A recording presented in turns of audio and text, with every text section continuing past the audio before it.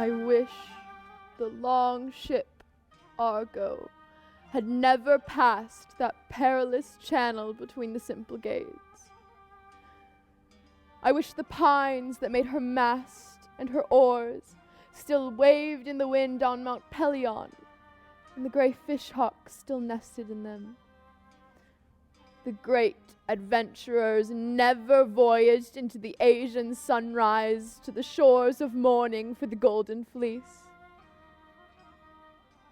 For then my mistress, Medea, would never have seen Jason, nor loved and saved him, nor cut herself off from home to come with him into this country of the smiling, chattering Greeks and the roofs of Corinth, over which I see evil hang like a cloud.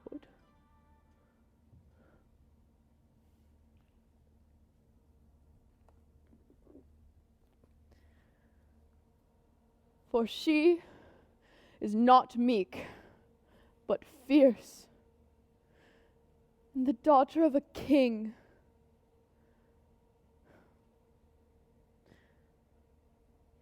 Yet at first, all went well. The folk of Corinth were kind to her. They were proud of her beauty, and Jason loved her. Happy is the house where the man and woman love and are faithful.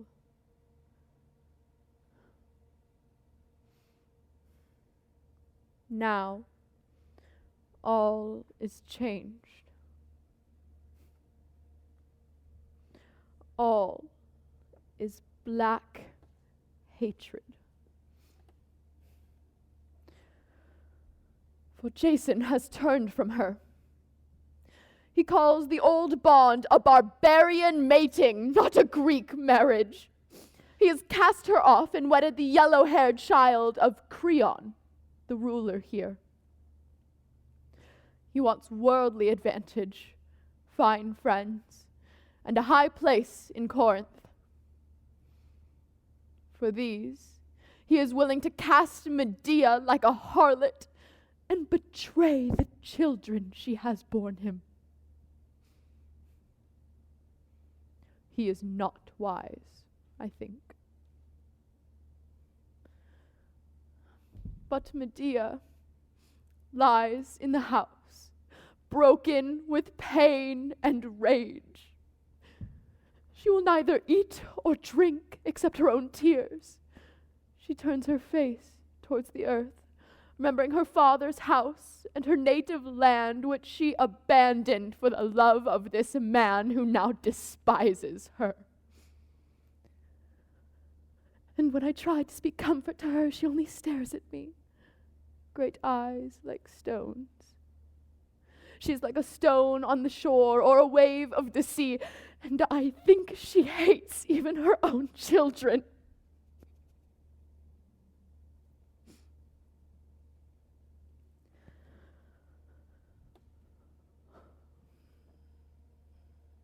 She is learning what it is to be a foreigner, cast out, alone, and despised. She will never learn to be humble. She will never learn to drink insult like harmless water. Oh, I'm in terror of her, whether she'll thread a knife through her own heart, or whether she'll hunt the bridegroom and his new bride, or what more dreadful evil stalks in the forest of her dark mind.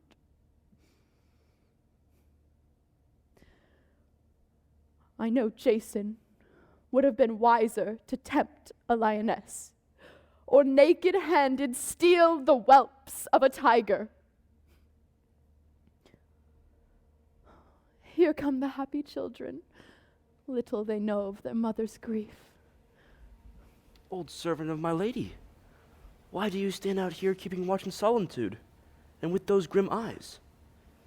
Is it some trouble of your own that you are lamenting? I should think Medea would need your care. It is all one to Medea whether I am there or here. Yes, it is mine, my trouble. My lady's grief is my grief, and it has hurt me so that I had to come out and speak it to the earth and the sky. Is she still in that deep despair? You are lucky, watchdog of Jason's boys. You do not see her. This evil is not declining. It is just at dawn.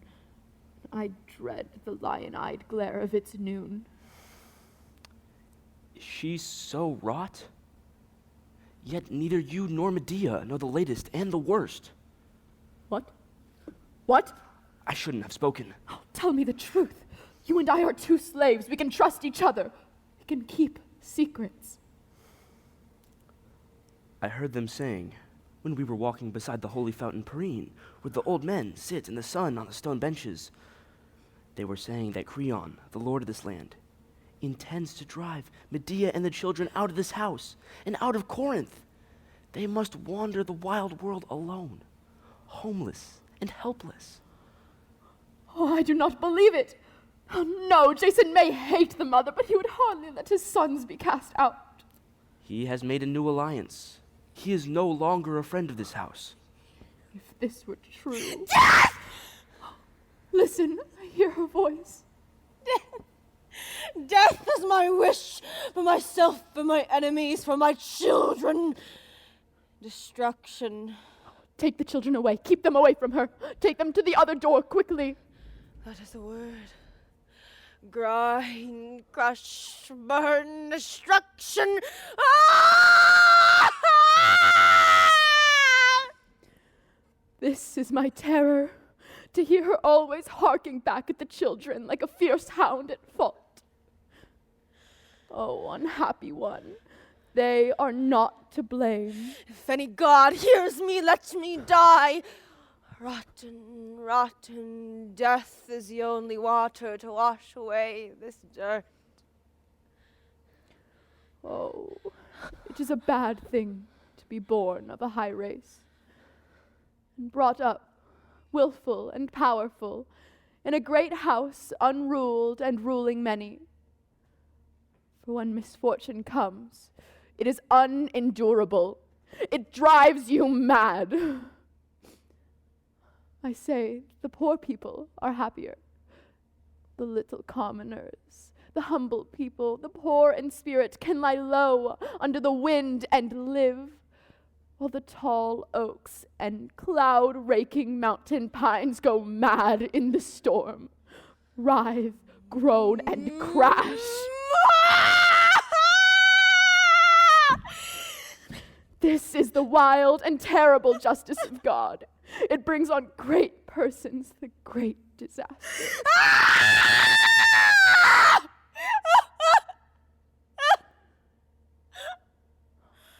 What do you want? I hear her crying again. It is dreadful. Her lamentation. She is beautiful and deep in grief and compelling. Her friends in this house. This trouble hurts us. You are right, friends. It is not a home. It is broken, a house of grief and of weeping. Hear me, God, let me die.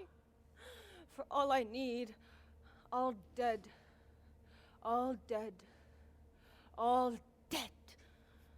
Under the great cold stones for a year, 1,000 years, another 1,000. Cold as stones, cold.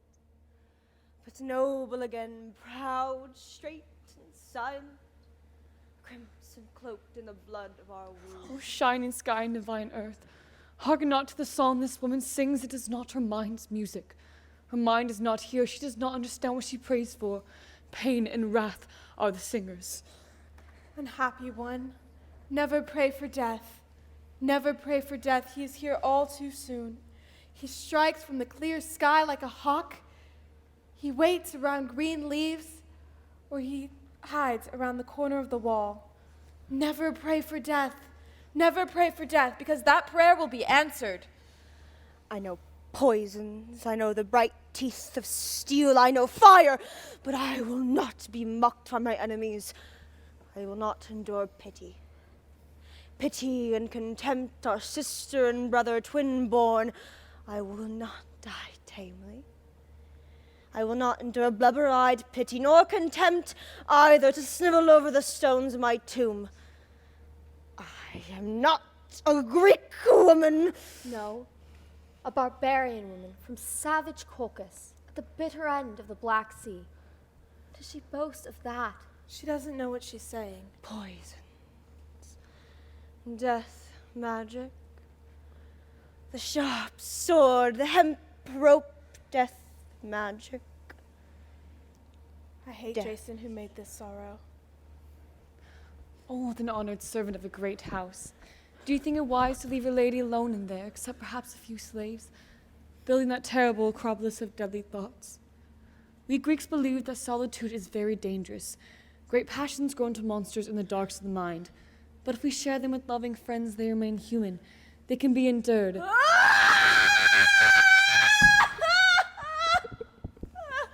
I think you ought to convince Medea to come from the dark dwelling and speak with us before her heart breaks or she does harm to herself. She has lived among us. We have learned to love her. We will gladly tell her so it might comfort her spirit. Do you think so? She will not listen. Oh, she is coming. Oh, speak carefully to her. Make your words a soft music. Oh, my dear, my poor child. They say she's dangerous. Look at her eyes. She is a witch but not evil. She can make old men young again. She did it for Jason's father. All the people of her country are witches. They know about drugs and magic. They're savages, but they have a wild wisdom. Poor soul. It hasn't helped this one much. I will look to the light of the sun this last time. I wish from that blue sky a white wolf of lightning would leap and burst my skull and my brain, and like a burning babe cling to these breasts. Someone is here. I did not know I had visitors. Women of Corinth, if anything has been spoken too loudly here, consider it that I believed I was alone and had some provocation. You've come, let me suppose, with love and sympathy to appear at my sorrow. I understand well enough that nothing is ever private in a Greek city. Whoever withholds anything is considered sullen or proud. Undemocratic, I think you call it. For this is not just, but justice as we know it, at least on earth, is a name, not a fact. And I wish to avoid any appearance of being proud. Of what? Affliction? I will show you my naked heart. For you know that my lord Jason has left me and made a second marriage to the bright-haired child of wealth and power. I too was a child of wealth and power, not of this country but another. And I used my power for love of Jason. I poured it out for him like wine. I made him drink it like water. I saved his precious life, not once, but many times. You may have heard what I did for him. I betrayed my father for him. I killed my brother to save him. And I fled west with Jason, under the thunder of the sails, weeping and laughing. That huge journey through the Black Sea, where the rocks clang together, through the Sea of Marmora and the Hellespont, watched by the wealthy spearmen of Troy, home to Greek waters, his home, my exile, my endless exile. And here I have loved him and borne him sons, and this man has cast me off and married Creon's young daughter to put aside her soft yellow hair and to kiss her young mouth. She is terrible, stone with stone eyes. Look, the foam flake on her lip that flickers with her breathing. She's pitiable. She's under great injuries. I do not know how much a woman, I do not know how much a Greek woman will endure. The people of my race are somewhat rash and untempered, and as for me, I wish to simply die. No. Jason will not smile at his bride over my grave, nor that great man Creon hang wreaths and make a feast day in Corinth. Or let the wreaths be a bright, blinding fire, the songs a high wailing, and the wine blood. Daughter of sorrow, beware. It is dangerous to dream of wine. It is worse to speak of wailing and blood. For the images that the mind makes, they work a way out. They find their way into life. Let them work into life! There are evils that cannot be cured with evil. Patience remains, and the gods watch all. Let them watch my enemies go down in blood. Medea, beware, some great person is coming. It's Creon himself. Creon is coming. Oh, he is dark with anger. Oh, my lady, my child, bend in this wind and not be broken. You have admirers, I see. Abate your pride. These people will not be with you where you are going. Medea, woman of the stone forehead and hate-filled eyes, I have made my decision. I have decided that you will leave this land at once and go into banishment with your children. I intend to remove a root of disturbance out of the soil of Corinth. I am here to see to it. I will not return home until it is done. You mean banishment? Exile. Banishment. Go where you may, Medea, but here you abide no more. I with my children! I will not take them away from you. The children, my lord! Oh, What are you muttering? nothing. I am praying to the gods for wisdom and you for mercy. The children, my lord, are still very young, tender, and helpless. You know what exile means. To wander with fear and famine for guide and driver through all the wild winter storms and the rage of the sun. To beg a bread crust and be derided, pelted with stones in the village, held a little lower than scavenger dogs. The children, my lord, are Jason's children. Your chosen friend, I believe, and now even closer bound, and as for me, your servant. Oh, master of Corinth, what have I done? Why must I be cast? I will tell you frankly. Because you nourish rancorous ill will towards persons whom I intend to protect, I send you out of this land before you have time to do harm. And you are notorious for occult knowledge, sorcery, poisons, magic. Men say you can even sing down the moon from heaven and make the holy stars to falter and run backwards against the purpose and current of nature. To that I know not. I know you are dangerous. You threaten my daughter. You have to go. But I wish her well, my lord. I wish her all happiness. I hope that Jason may be as kind to her as to me. That is your wish? I misspoke. I thought of the old days.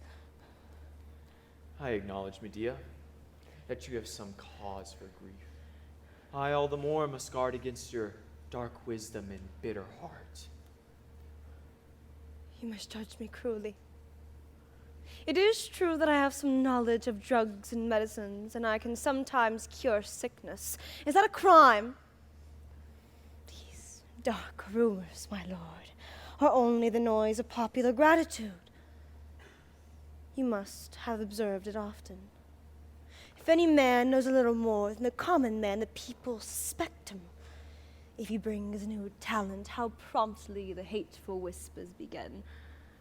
But you, Lord of Corinth, are no common man. You will not fear knowledge. No. Nor change my decision. I am here to see you leave this house and this city. and not much time. Move quickly, gather your things, and go. I pity you, Medea, but you must go. You pity me? You pity me! I will endure a dog's pity or a watch-grown toad's of God who hears me. We shall see in the end who is to be pitied. Yes, and I'll keep her safe of your female hatred. Therefore, I send you out of this land. Oh, it is not true. I never hated her. I'm not jealous of her, jealous for the sake of Jason. I'm far past wanting Jason, my lord. You gave him to her, and you did it well, perhaps wisely. Your daughter is beautiful. She is loved by all. If I were near her, I would soon love her. You speak sweetly enough. You make honey in your mouth like a brown bee when it serves your turn. Not honey, the truth. Trust you or not, you are going out of this country, Medea. What I decide is fixed. It is like the firm rocks of Acrocorn, that nor earthquake can move, nor flood of tears melt. Make ready quickly. Now I have a guest in my house, I should return to him. What guest? My lady, ask him what guest is in his house. If powerful and friendly, we may have a refuge. Your will is granite, my lord. But even on the harsh granite face, some flowers of mercy may grow in season. Oh, have mercy on my little son's Creon, though there was none for me. How long, woman? This is decided, done, finished. I'm not a beggar. I shall not live long. Sire, grant me a few hours. One day to prepare and before I go out of Corinth forever. What? No. I told you. The day is today, Medea. This day. And the hour is now. There are no flowers on this granite face. Not one violet, not one anemone. Your face, my lord, is like flint.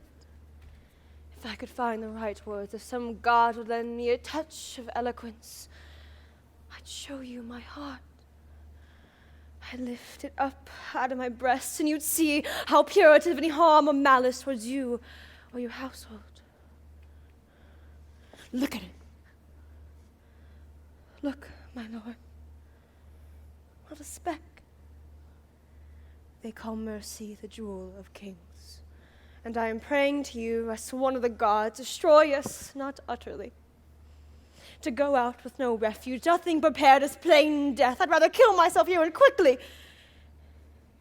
If I had time to ask the slaves and the strolling beggars where to go, how to live, and I must gather some means. 1 or 2 jewels to trade for bread and goat's milk. Wretched, wretched I am, I and my boys.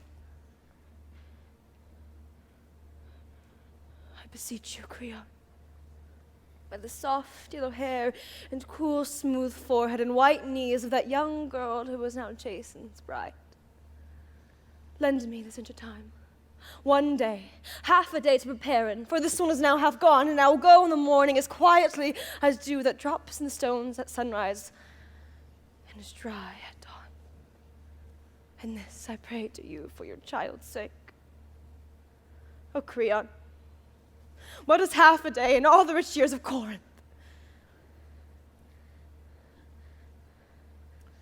I will think of it. I am no tyrant. I have been merciful to my own hurt many times. Even to myself I seem to be foolish. If I grant you this thing... No, Medea, I will not grant it.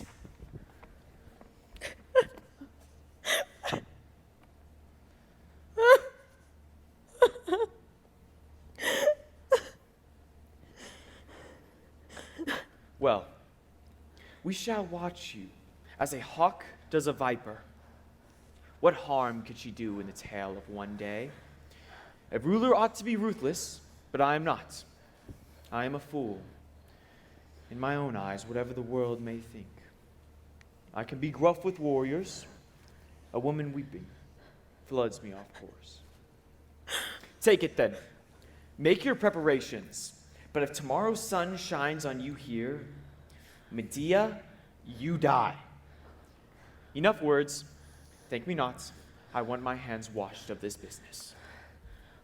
Oh, I will thank you.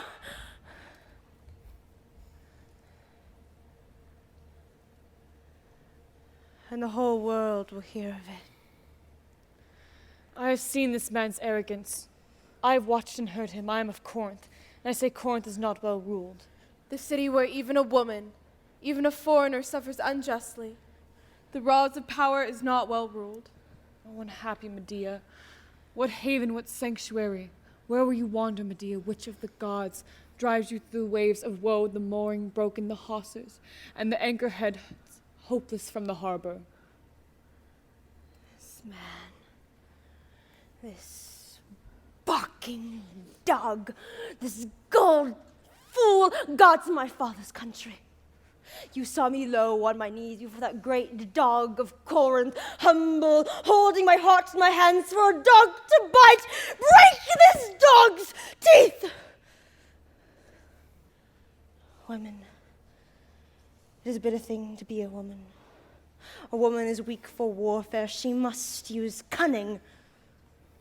Men boast the battles. I'll tell you this, and we know it. It is easier to stand in battle in the front lines than it is to bear one child. And they say a woman can do no good but in childbirth. She can do evil. She can do evil. I wept before that tall dog. I wept my tears for him. I degraded my knees to him. Oh, triple fool, he has given me all I needed. A space, a time, an inch of time. Death is dearer to me than what I am now. And if today by sunset the world is not churned and turned sharp too, let your great dog Creon send 2 or 3 slaves and a rope to strangle me. I will stretch out my throat to it. But I have a bit of hope, women. I begin to see the light between the monstrous trunks of trees with the tangled forest, and I hold a pinpoint of light. I shall not die, perhaps, as a pigeon dies, nor like an innocent lamb that puts its head up to the knife and dies. No, like some yellow-eyed beast that killed its hunters, let me lie down on their bodies. Then what means to use? There are so many doors which death can glide through and catch. Which one? Which one? Tell me, do you know what guest is in Creon's house? What? Oh, an Athenian ship came from the north last night. It is Aegis, lord of Athens. Aegis. Oh, my lady knows him. Some god has brought him here, some savior god. He is leaving, I think, today. My lady, Lord Aegis is here in Corinth, Creon's guest. If you will see him and speak him fairly, we have a refuge. I have things in my hand to do. Be quiet. Oh, listen to me. You are driven out of Corinth. You must find shelter. Aegis of Athens is here. What is that to me? I lifted you in my arms when you were this long. I gave you milk from these breasts that are now dead leaves. I watched the little beautiful body straighten and grow tall.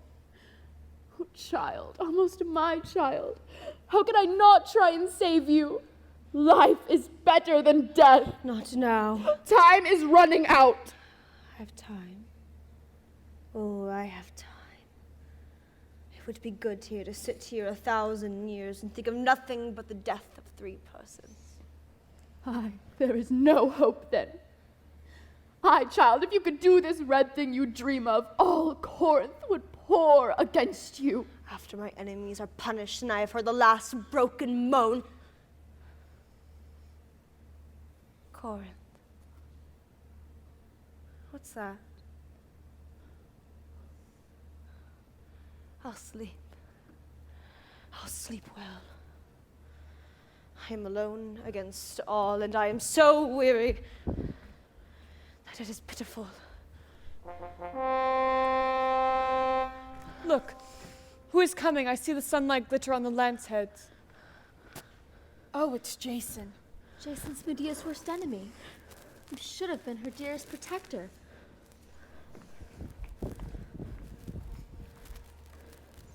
What business have you here, you women, clustered like buzzing bees around the hive door? Where is Medea? There, mourning for what you have done. What she has done. Not by my will. She and my sons are exiled.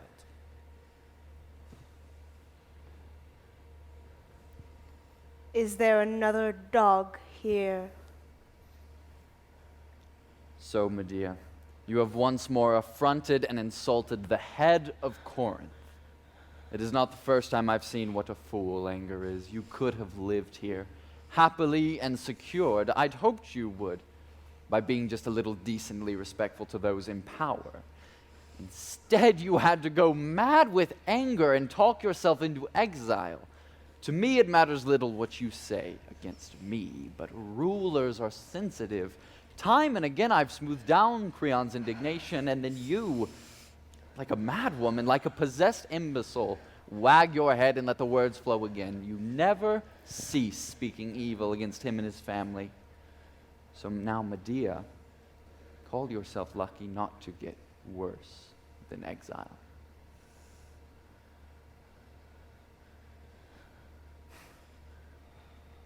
In spite of all this, I have your interest at heart. I'm here to help you.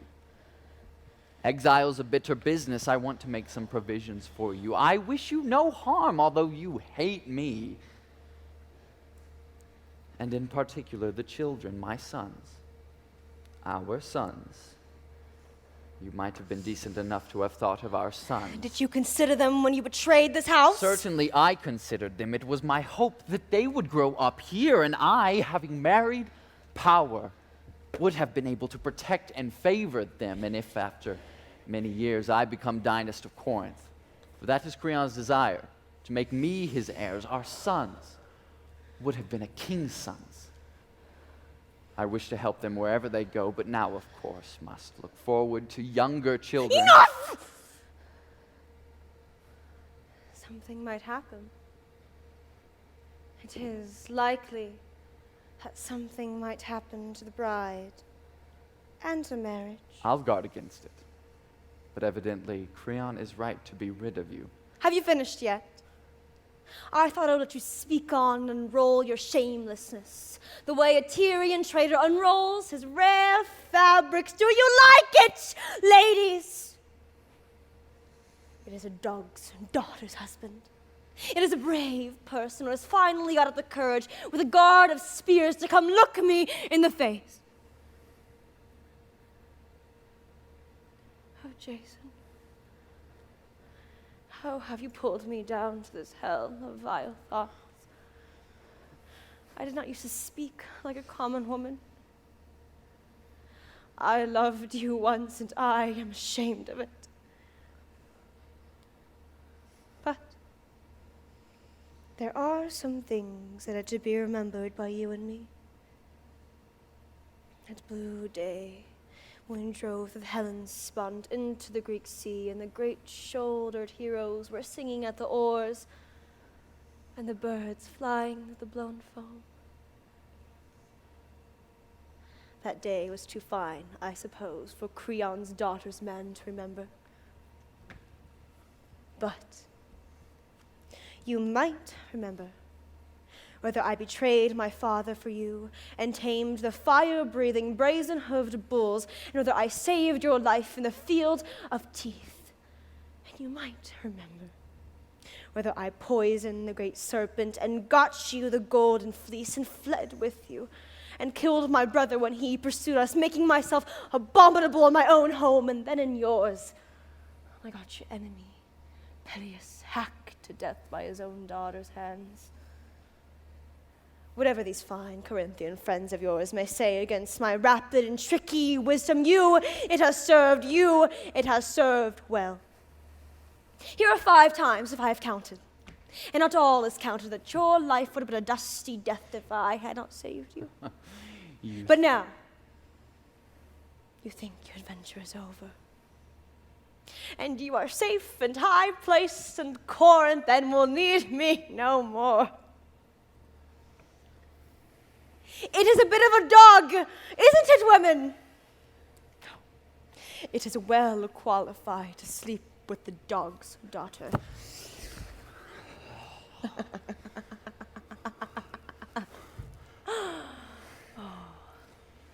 But for me, Jason, driven by the hairy snouts of the quadruped marriage bed, what refuge does your prudent kindness advise? Shall I fly home to Colchis to put my neck in the coil of a knotted rope for the crimes I have served with you? Or perhaps I should kneel to the daughter of Peleus. They would indeed be glad to lay their hands on my head, holding the very knives and cleavers that carved their sire. The world is a little close to me by the things I have done for you. I will go to the palace and seek Aegis. There is no other hope.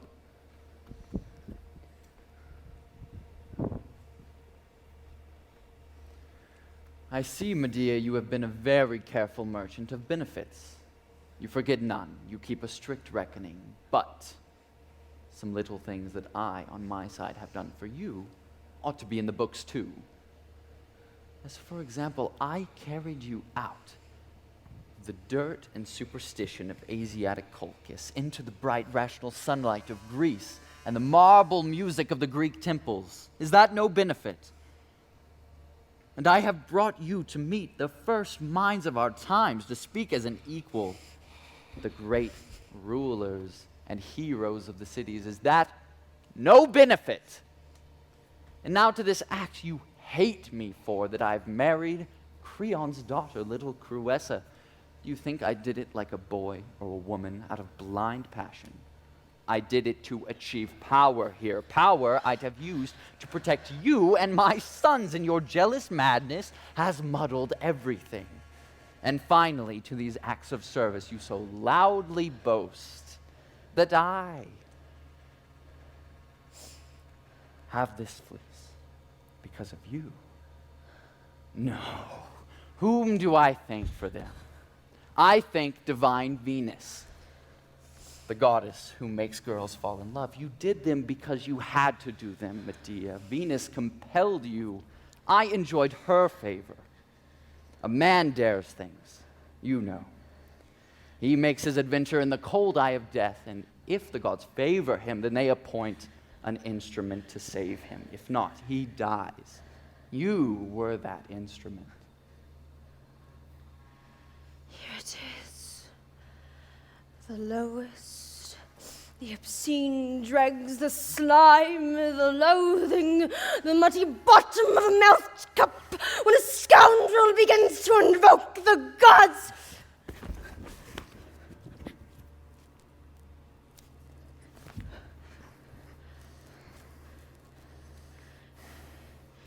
You better go, Jason.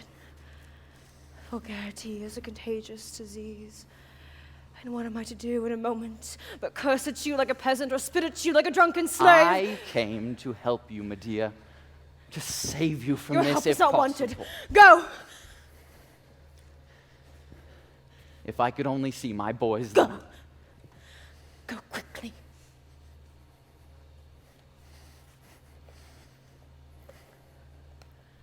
Yours the regret, then.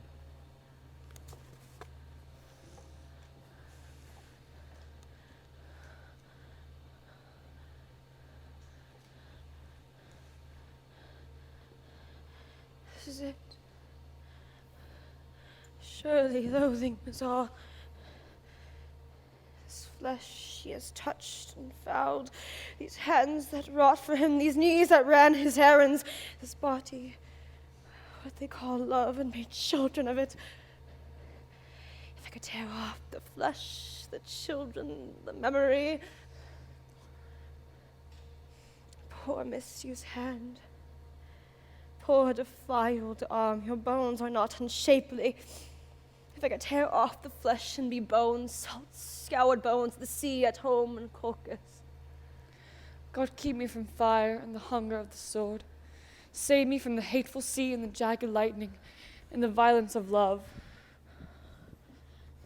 A little love is a joy in the house. A little fire, a jewel against frost and darkness. A great love is a fire that burns the beams of the roof. The doorposts are flaming and the house falls. A great love is a lion in a cattle's pen. The herd goes mad and the heifers run bawling, and the claws are in their flanks. Too much love is an armed robber in the treasury. He has killed the guards and he walks in blood. And now I see the black end, the end of a great love, and God save me from it. The unburied horror, the unbridled hatred, the vultures tearing a corpse. God, keep me clean of those evil beaks. What is she doing, that woman? Staring like stone staring. She's moved now. Annihilation. That word is pure music. Annihilation. To annihilate the past, it is not possible, but its fruit in the present can be nipped off. Am I to look into my son's eyes and see Jason's forever? How do I endure the endless defilement, those lives that makes Jason and me? Better to be bones on the shore. Bones have no eyes at all. How could they weep? White bones, the Black Sea shore. Oh, but that is far. Corinth must howl first. The holy fountains flow up from the earth. The smoke of sacrifice flows up from the earth. The eagle and the wild swan fly up from the earth. Righteousness also has flown up from the earth to the feet of God. It is not here but up there. Peace and pity have departed. Hatred is here. Hatred is heavy. Love blows away. Hatred remains. Women hate war, but men will wage it again. Women may hate their husbands and sons their fathers, but a woman will never hate her own children. But as for me, I'll do good to my husband. I will love my sons and daughters and adore the gods. If I should go to the house, to the man and his bride with a sharp knife, or fire the room they sleep in, and hear them wake in the white to the flames, and hear them cry to each other and howl like dogs, howl and die. But I might fail. I might be cut down first. The knife might churn in my hands with a fire night flame when my enemies could laugh at me. No. I have subtler means. More deadly, more cruel. I have my dark art that fools call witchcraft. It is not for nothing I have worshipped the wild grey goddess, the wise one, the terrible one, the sweet huntress Saget, in my house and at my hearth. My lady, he was leaving Creon's door. He is coming. Aegis is coming. The power of Athens. Ancient goddess who mine, my people made a sacrifice of black hams and black female hounds. Holy one, haunter of crossroads, queen of the night, Hecate, help me now in my mind. Remember the use of venomous fire, the sharp gems, and the magic song. He is here, my lady. Athens is here. Medea, rejoice, for there is no fairer greeting from friend to friend. Hail and rejoice. Medea.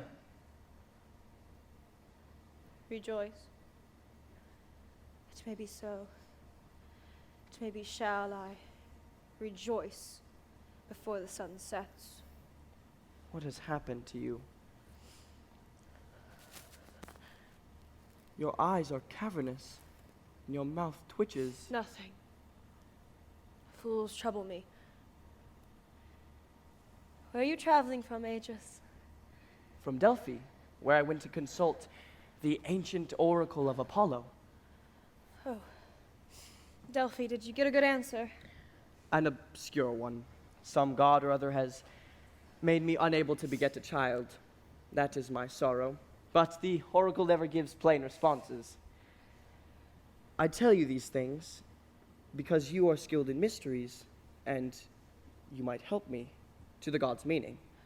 You want a child. What did Apollo say to you? That I must not unloose the hanging foot of the wineskin until I return to the hearth of my fathers. You've never had a child. No. And it is bitterness. But when misfortune comes, it is bitter to watch their star-like faces grow dim to endure it. When death comes, Medea, it is for a childless man, utter despair, darkness, extinction. One's children are the life after death. Do you feel it so? Do you feel it so? So if you had a dog-eyed enemy and needed absolute vengeance, you'd kill the man's child first. Unchild him, and then unlife him. I do not care to think of such horrors. I have no enemy. What is it? What is it, Medea? You're trembling. Wild fever flames in your eyes. Nothing. Fools trouble me and dogs, but not that. Oh. What has happened to you? My dear, my love. I would not hurt my children, their father hurts them. What do you mean?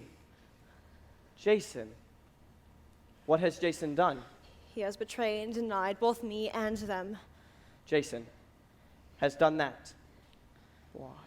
Why? He has cast me off and married Creon's young daughter, and Creon this very day is driving us into black exile. Jason consents to that. He's glad of it. Why? It's atrocious. It's past belief. Ask him for refuge. Ask him to receive you in Athens. Do you not think such men ought to be punished, Aegis? I think it is villainous. They told me nothing of this. Do you not think such men ought to be punished, Aegis? Where will you go? If there's any rightness on earth or in heaven, they will be punished. Where will you go, Medea? What? To death, of course. Oh, she is all bewildered, sir, in the deep storm and ocean of grief. Or she would ask of you refuge in Athens. Ah. So I should. That startled the man. Aegis, will you shelter me in Athens? Yes, of course. Yes, I will not take you now from Corinth. It would not be right.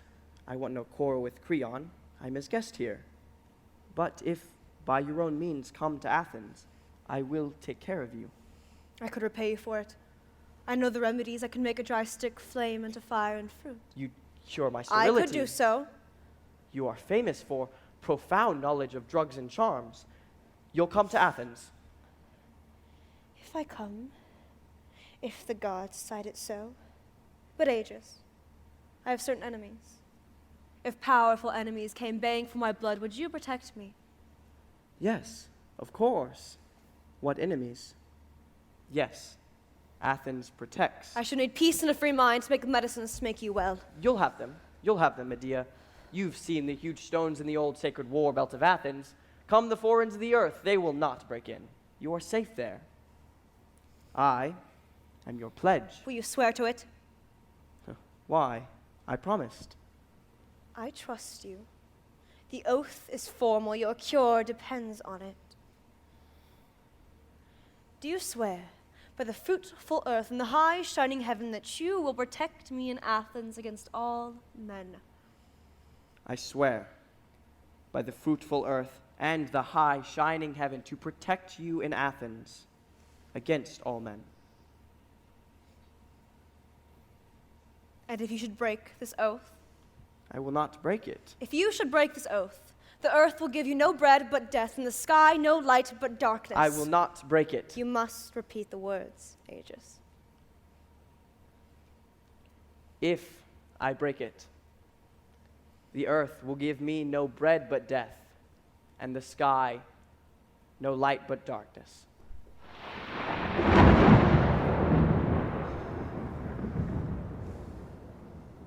You have sworn.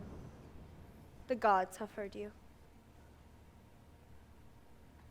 When will you come to Athens? To Athens. Why? If I come, if I live, it will be soon. The yoke's on the necks of the horses. But I have certain things to do. Things to take care of, that men will talk of in hushed voices, while I and my children safe in Athens laugh. Is that it? Farewell, Aegis. May the gods comfort you, Medea.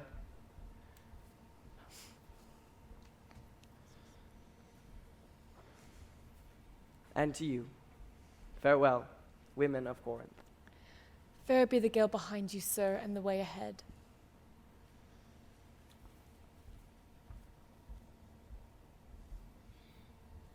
What is she plotting in her deep mind? She is juggling with death and life as a juggler with a black ball and a white ball. No, she's like some distracted city sharpening its weapons. Embassies visit her, heads of state come to her door, and she receives them darkly.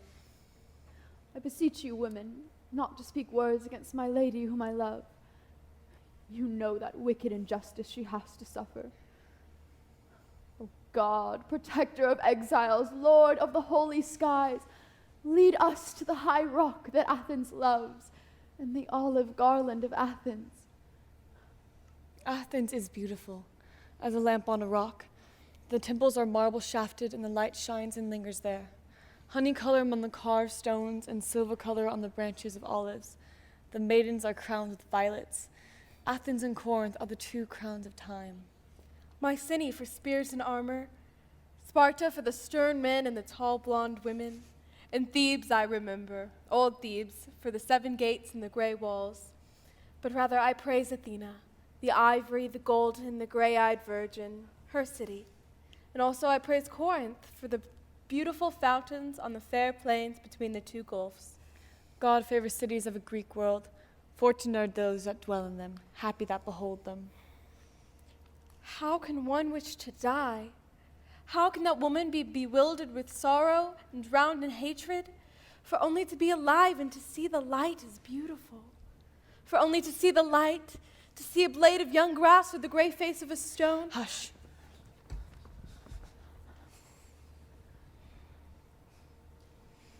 As you say, what a marvelous thing it is to merrily be alive. And it would be foolish of me to spend my last days on earth, at least here in Corinth, on tears and hatred. Rather, I should rejoice and sing and offer gifts, and as for my enemies, I should be reconciled with them. Reconciled with them. As you say, reconciled. Why should they hate me? Surely I can appease those people. They say that gold will buy anything, even friendship, even love, at least in Greece. Among you civilized people, you civilized Hellenes, we've seen it happen before. They bought Jason's love, well, I shall buy theirs. I still have 2 or 3 gold things that some god gave to the kings of my ancestors.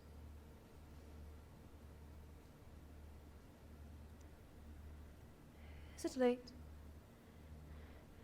It seems to me that the sky darkens as it's evening. No, a cloud. I hope for thunder. Let the sky rage, you'll make my gifts shine the brighter. Listen, old woman. I want you to go to Jason and tell him, I'm sick of hating and weary of evil. I wish for peace. I wish to send gifts to the girl with the pale face and the yellow hair whom he has married. Tell him to come and take them, and to kiss his boys before we go into exile. Tell him to come speedily. Now run. Find him. I'll go. I'll run. Let me pass, please. But I am terrified. I do not know. I am terrified! Pray to the gods, woman, to keep evil birds from our hearts. Run! Run! Find him!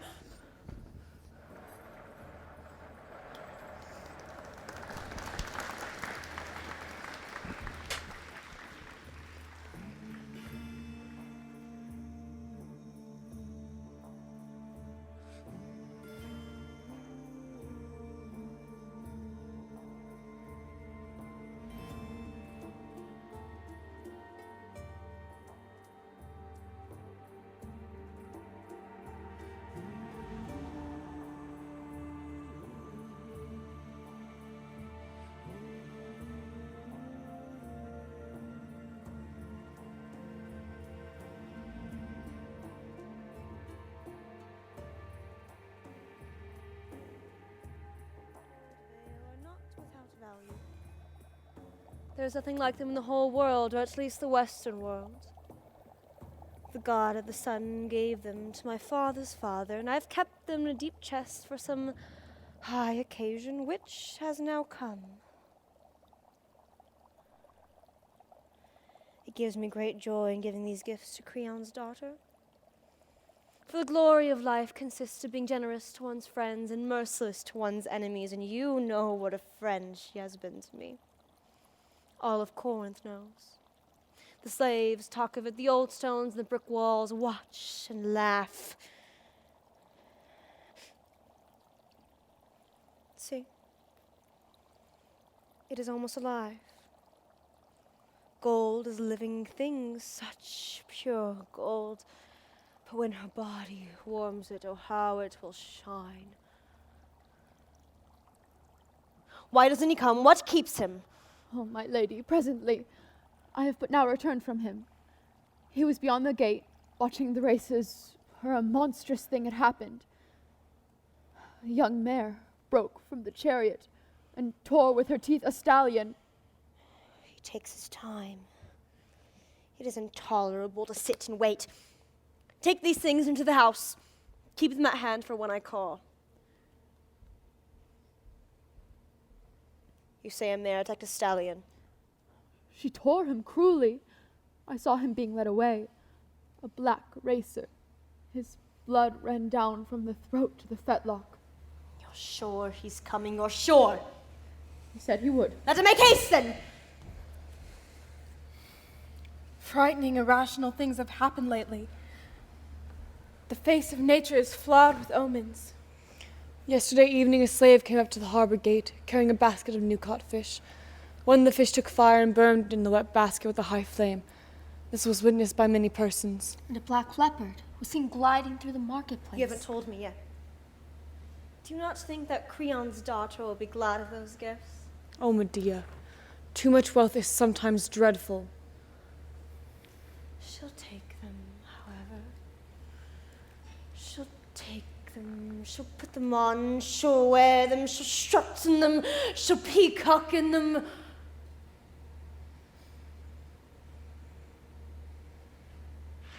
I see him coming now. The whole palace will admire her for it. Stand away from me, women, while I make my sick peace. Well, I have come. I tell you plainly, not for your sake, the children's. Your woman says that you have your wits again and are willing to look beyond your own woes. It appears doubtful. Where are the children?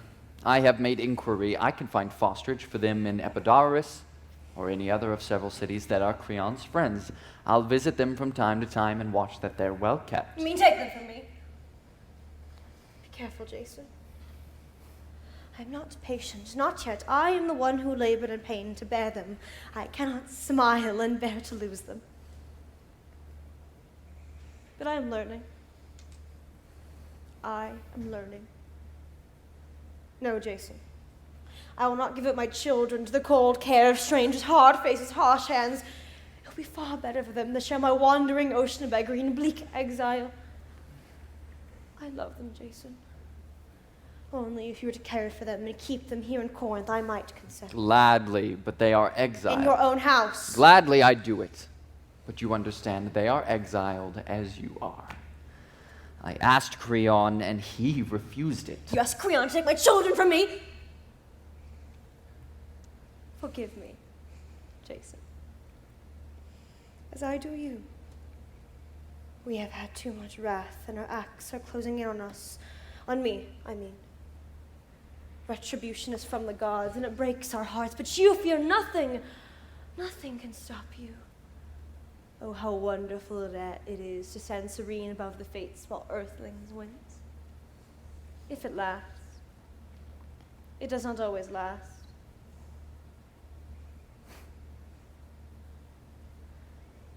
Do you love the children, Jason? Certainly. The children, certainly. I am their father. That's not enough. If I am to give them to you, be patient with me.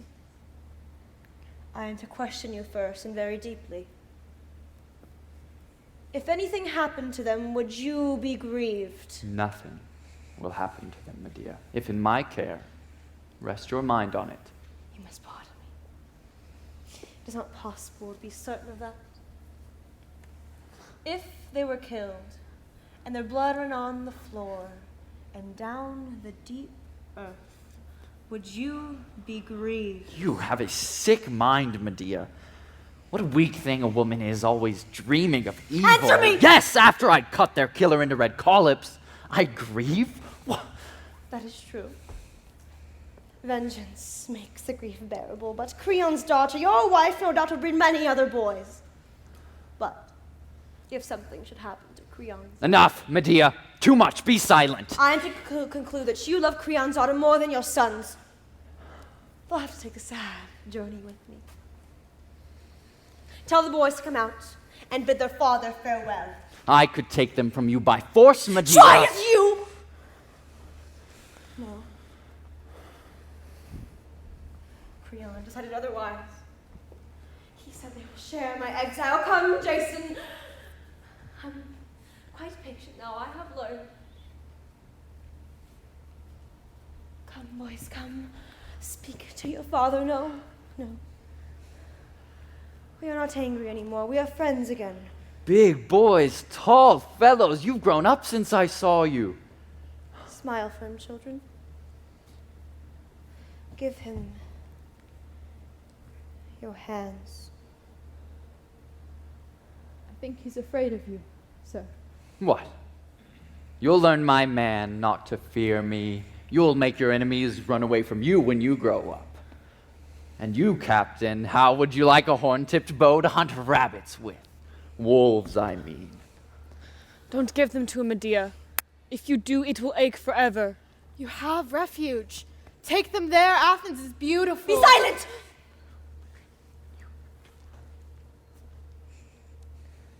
Look at him. He loves them.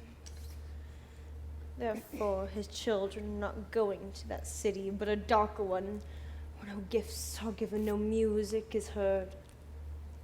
Did you think I was a cow lowing after a calf? Or a bitch with pups licking the hand that struck her? Watch and see.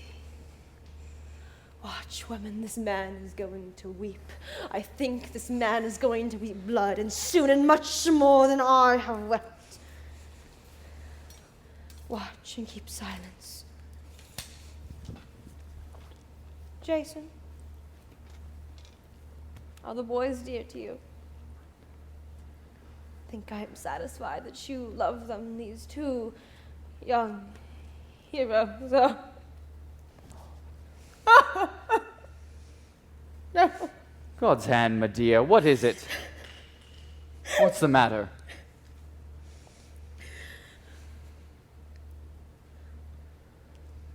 Nothing. It is hard to let them go. This I have thought of. You will take them to Creon's daughter, your wife, and make them kneel to her, and ask her to ask her father to let them stay here in Corinth. You'll grant it. He denies her nothing, even that hard king loves his only child. What she asks is done. You will go with them, Jason, and speak for them. They're not skillful yet in supplication. And I'll send gifts. I'll put gifts in her hands. People say that gifts will persuade even the gods. Is it well thought of? Will she listen to us? Why, if I ask it, she'd hardly refuse me anything. And I believe you're right. She can rule Creon. Bring me those gold things. Dear ones, brave little falcons, little pawns of my agony, go ask that proud breastless girl whether she will let you stay here in Corinth until your wings fledge. How far your mother flies the dark storm.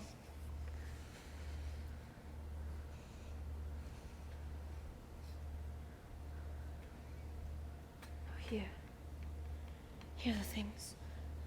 Take them, darlings, into your little hands. Hold carefully by the cases. Don't touch the gold, or it might tarnish. Why, these are a king's treasures. It's too much, Medea. You shouldn't. Creon's house has gold enough of its own.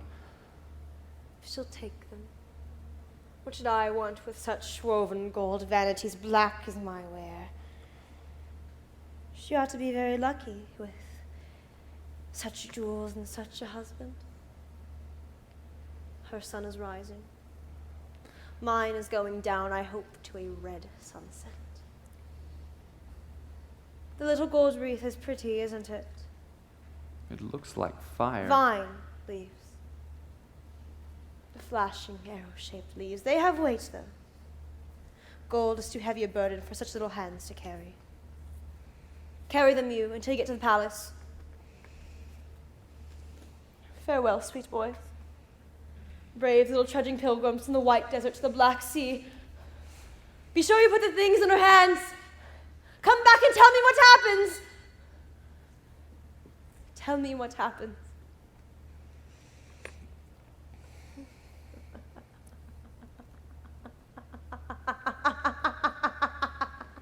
Rejoice, women! The gifts are given, the bait is laid, the gods roll their eyes over Creon's house and quietly smile. That robe of flashing gold, that bride veil, that fishnet to catch a young son of salmon, not mute, she'll sing. Her delicate body rise in meshes. That golden wreath binds her bright head with light. She'll dance, she'll sing loudly. Would I were there to hear it, that proud one howling.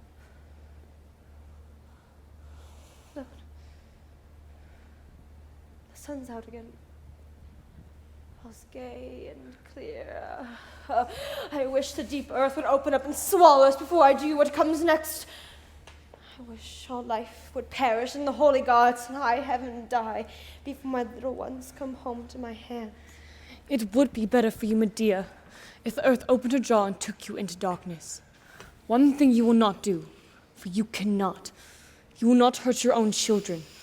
Though wrath like plague billows aches, and in your mind is a fiery haze that bites the purple apple of pain. No blood-lapping beast of the field, she-bear nor lioness, nor the lean wolf bitch hurts her own tender whelps, nor the yellow-eyed, scythe-beaked, and storm-shouldering eagle has ever made prey of the fruit of her own tree. How could that young girl's death slake me? I am sick with terror. I will run to the palace. I will warn them. Will you? Go. Go if you will. God and my vengeful goddess are doing these things. You cannot prevent them, but you can easily fall into the same fire. I am afraid to go. You are wise. Anyone running between me and my justice will reap what no man wants. Not justice, vengeance. You have suffered evil, you wish to inflict evil. I do according to nature what I have to do. I have heard evil answering evil as a thunder answers lightning. A great waste voice in the hollow sky, and all that they say is death. I have for vengeance answering vengeance. I can like an echo under the hill answering vengeance. Great hollow voices, and all that they say is death. The sword speaks and the spear answers. The nations remember old wrongs and destroy each other. No man binds up their wounds. But justice builds a firm house. The doors of her house are vengeance. I dreamed that someone gave good for evil and the world was amazed. Only a coward or a madman gives good for evil. My heart. Did you hear the music? Like a girl screaming, or perhaps I imagined it. Hark. It's music. Let me go, Medea.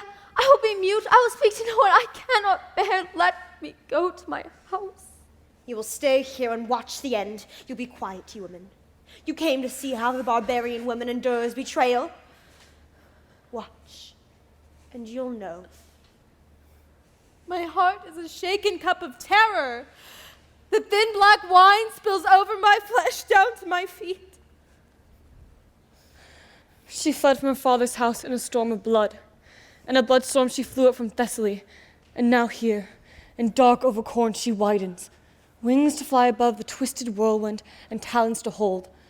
Let me flee from this dark place in the night soaring pillars. I hear the man-wolf on the snow hill howl to the soaring moon. The demon comes in through the locked door and strangles the child. Blood is the seed of blood.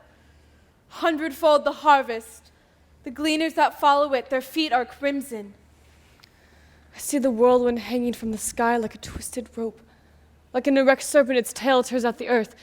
It is braided of dust and lightning. Who will fly in it? Let me hide myself from the night soaring pillars and the dark door. Have patience, women. Be quiet. I'm quite sure something has happened. Presently, someone will bring us news. Look, the children are coming. They have bright things in their hands. Their faces are clear and joyous. Was all that fear a dream? A dream? Rejoice, Medea, for I bring good news. The princess has graciously received your gifts and smiled. It is peace between you. She has welcomed the little children. They are safe from exile. They'll be kept here. Their father is joyful. Yes. All Creon's house is well pleased. When we first came in, the serving woman came and embraced the little children. It was rumored throughout all Creon's house that you and Jason were at peace again. Like word of a victory running through a wide city where people gather in the streets to be glad together. And we took them into the hall. We laid those costly gifts in their hands. And then Jason led them before the princess. At first she looked angrily at them and turned away. But then Jason said to her, "Do not be angry with your friends. You ought to love who I love. See what they brought you." And she looked and saw, in the dark box, that brilliant gold. And she smiled. Then she caressed the little children. She even said that this one's hair was like fine spun gold. Then Jason gave them these gifts, and we came away. If this were all, I'd have your bony loins beaten to a bloody froth for the good news you bring. My lady. There's more, however. It will come soon.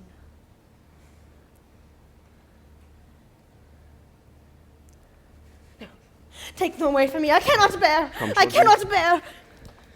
If there's any mercy or forbearance in heaven, let it reach down and touch that dark mind to save it from what it dreams. Where's Medea? What's happened? What horror drives you? Are spears hunting behind you? Flee for your life, Medea. I'm Jason's man, but you were good to me while I was here in this house. Can you hear me? Escape, Medea. I hear you. Draw a breath. Say quietly what you have seen. It must be something notable, the way your eyes bulge in the whites. If you have horses, Medea, drive or a boat on the shore, sail. But first, you must tell me about the beautiful girl who was lately married. Oh. Your great man's daughter. Oh, they're all quite well! My ears, they ring with the crying. My eyes are scalded. She put on the gold garments. Did you do it, Medea? I did it. You are avenged. You are horribly avenged. It is too much. The gods will hate you. That is my care. Did anyone die with her? Creon. Where is pride now? Tell me all that you saw. Speak slowly. He tried to save her. He died. Corinth is masterless, and all's in amazed confusion. Some are looting, but they'll avenge him. I'm going on. Someone is going to die.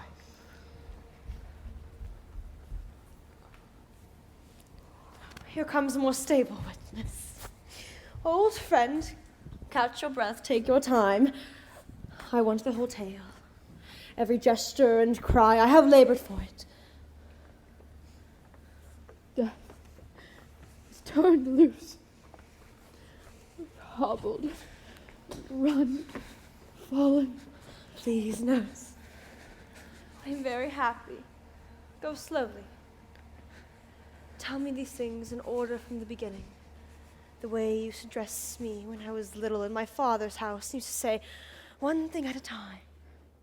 One little thing and then the next.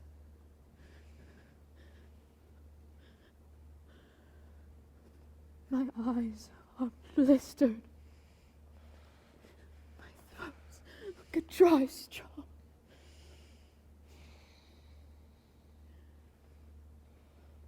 There was a long mirror on the wall. When her eyes saw it, after the children had gone with Jason, she put her hands in the case and took those gold things. And I watched, for I feared something might happen. But I never imagined so horribly. She placed on her bright head the golden crown and gathered the flowing gold robe around her white shoulders and slender flanks, and gazed at the girl in the metal mirror, going back and forth, on tiptoe almost. But suddenly, horror began. You are not suffering. You saw it. You did not feel it. Speak plainly. Her face went white. She staggered a few steps, bending over, and fell into the great throne chair. Then a serving girl called for water, thinking she had fainted, saw the foam start on her lip, and the eyes rolling, and screamed instead. Then some of them ran after Jason. Others ran to fetch Creon, and that doomed girl, frightfully crying, started up from the chair. She ran. She was like a torch, and that gold crown like a comet streamed fire. She tore at it, but it clung to her head. The golden cloak was white hot, flaying the flesh from the living bone. Blood mixed with fire ran down. She fell. She burned on the floor, writhing.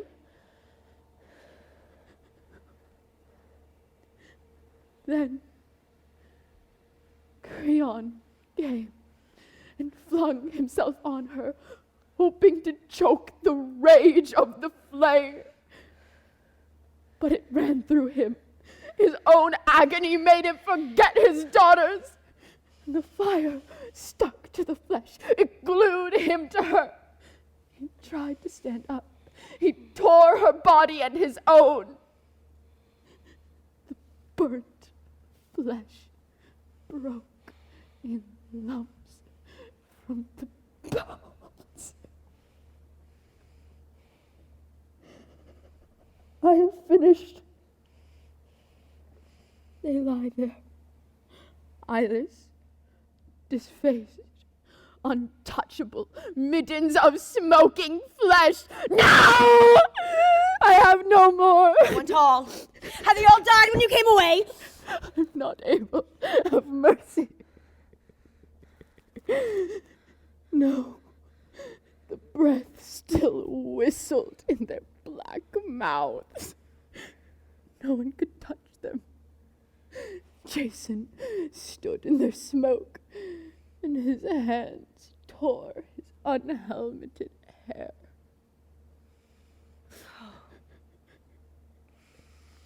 You have told the good news well. I'll reward you. As for those people, they will soon die. Their woes are over too soon. Mine are not. Jason's are not. Dear ones, brave little falcons, laugh and be glad we have accomplished it. Oh, our enemies were great and powerful. They ruled all this land. They were full of cold pride. They were now down in the ashes, cowering like dogs, cowering in the ashes. They went down with the sun. The sun will rise, and not with them again. You'll think, perhaps they are sleeping. They feasted late. At noon they will walk in the garden. Oh, no. No. They will not walk in the garden. No one has ever injured me and suffered more than I have suffered. Therefore, this final sacrifice glares at me like a lion on a ridge. We still hate, you know. A person more vile, more contemptible, whom I cannot. If you were my own hands, I would cut them off from my eyes. I would gouge them out, but not you, no. That was madness. So Jason will be able to say, I have lost much, but not all. I still have my children. My children are well. No. I want him boneless, crushed, crawling. I have no choice. You there! You got to be soft and submissive like a common woman who takes the blow and cries little and goes about the housework, loving her master. I am not such a woman. Awake, Medea, awake from that evil dream. Catch up your children and flee, farther than Athens, farther than Thrace in Spain. Flee to the world's end. Fire and death have done your bidding. Are you not fed full of evil? Is it not enough? No. Loathing is endless. Hey, 'tis a bottomless cup that will pour and pour. Children! Oh, my dear ones. My babes, my own, what was I dreaming? Never, never, never shall I hurt my own babes, not if every war-hound and spear-slave in headless Corinth were on track. Look, your sweet lips are trembling. Look, her women, the little mouths. I have frightened them with these wild words. They stood and faced me. They never flinched. Look into their proud young eyes. Oh, sweet small faces, like the pale wild roses that blossom where the cliff breaks towards the sea. The delicate form and color and the dear, dear fragrance of your sweet breath. My lady, make haste, haste. Take them and flee, flee away from here. Someone will come soon. Oh, listen to me. Spears will come. Death will come. All Corinth is in confusion and headless anarchy, unkinged and amazed around the horror that you made. Therefore they linger. Yet in a moment, its avengers come. I have a sword in the house. I can defend you.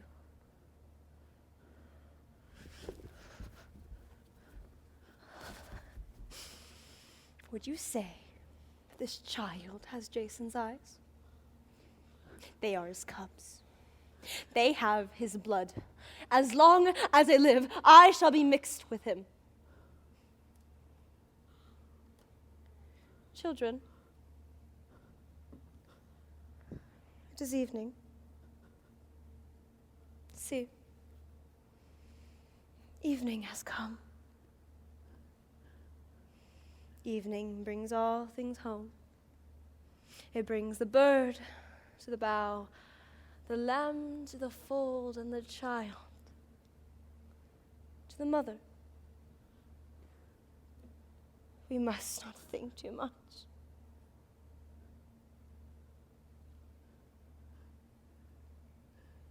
People go mad if they think too much.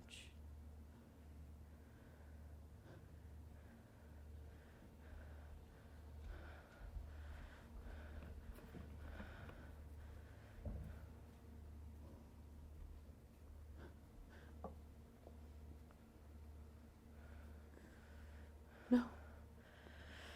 No. No. No. No. No. No. No. No. No. No. No. No. What is going to happen? That crown of horrors! Medea, no! Prevent her! Save them! Open the door! A god is here, Medea! He calls you! He forbids you! There is no hope on heaven or earth. It is done. It was destined when she was born, and now it is done. Who is coming? Someone is running at us! It's the accursed man, Jason. He has a sword. Oh, I'm more afraid of the clinging contagion of this man's sorrows. A man the gods are destroying. Where is that murderess? Is she here or has she fled? She will have to hide in the heavy metal darkness or the caves of the earth, and there I will crawl and find her. Are you struck dumb? Are you shielding her? Where is Medea? You have caused these things. She was faithful to you when you broke faith. Horror is here. Uncaused. There was no reason. But tell me at once whether she has took my boys. Creon's men would kill them for what she has done. Help me in this.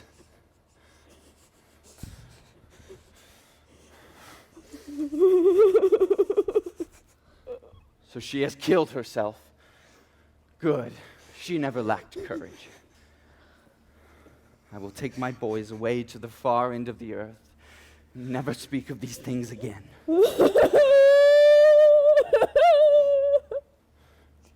Is she lying in there, honorable at least in her death? I might have known it. Well, answer!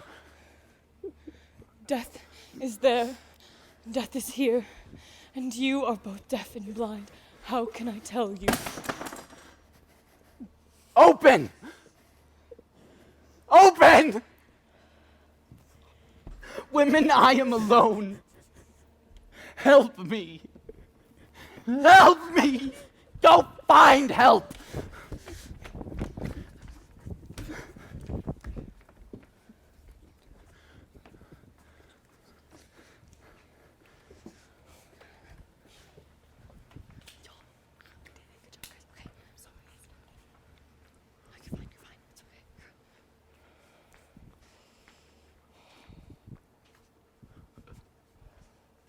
What feeble night bird, overcome by misfortune, sings at my door? Can this be the great adventurer, the lord of the seas, the delight of women, the heir of rich Corinth, this crying drunkard on the dark doorstep? Yet, you've not had enough. You've come to drink the last bitter drops. I'll pour them for you. What is that stain on your hands? The wine I was pouring for you spilled on my hands. Dear the little grapes that were crushed to make it. Dear were the vineyards. I came to kill you, Medea, like a caught beast, like a caged viper. Give me my boys. Hush. I'll go quietly away. They're sleeping. You cannot have them, but perhaps I will let you see them. The hour is late. You ought to go home to that high-born bride of yours. The night has fallen. Surely she longs for you. Surely her flesh is not crusted black, nor her forehead burned bald, nor her mouth a horror. She is very young, but surely she loves and desires you. Your sword you want? There it is. Take it. I'll kill you first, and then find my son. Be careful, Jason. I'll make you what Creon is. But stand there very quietly. I'll let you look at your sons. Open the doors so that he may see them.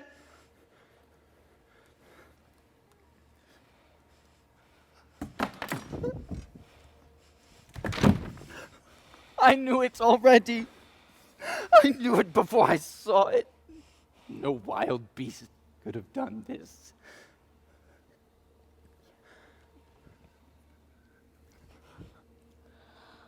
I didn't.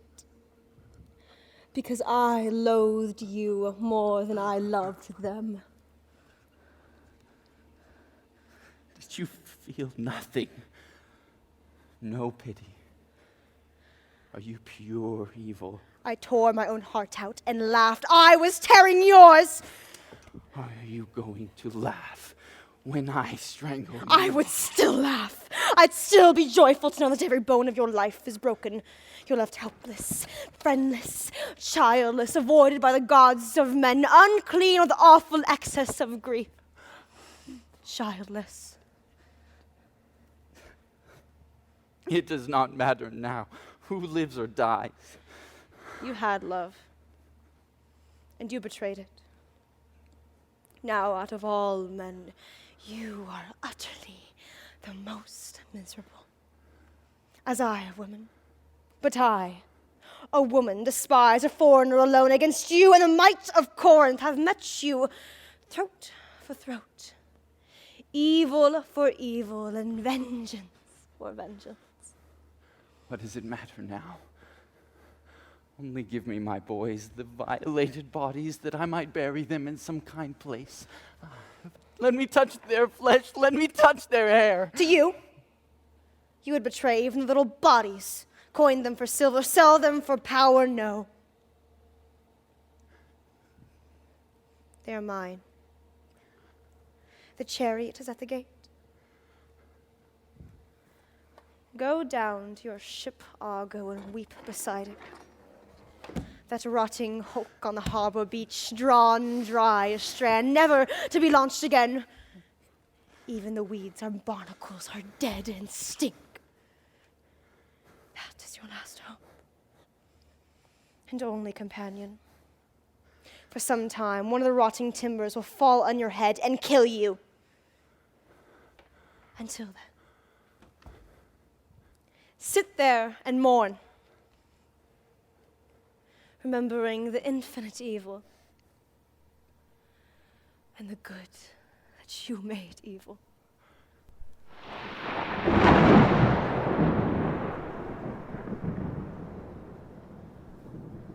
Now, I go forth under the cold eyes of heaven. Those weakness-despising stars.